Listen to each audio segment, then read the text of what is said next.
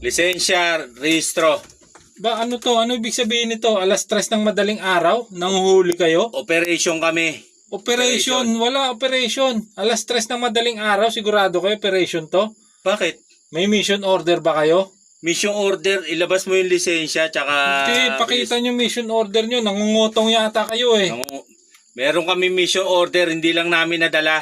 Pakita nyo, pwede ba yung hindi nadala? Nasa opisina, papasend namin sa ano? Opisina. Sa messenger. Sarado opisina ngayon. May opisina ba alas 3 ng madaling araw? Yung headquarters namin may tao. Walang Naiwan lang opisina. namin Hanggang yung alas ano. 5 lang opisina. Lulukohin nyo pa kami.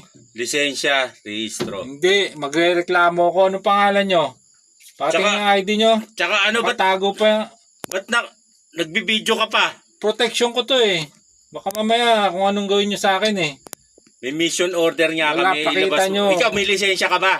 Meron ako lisensya. Rehistrado ba to? O, nasaan? Rehistrado to. Hindi, Nasaan? pakita nyo muna mission order nyo.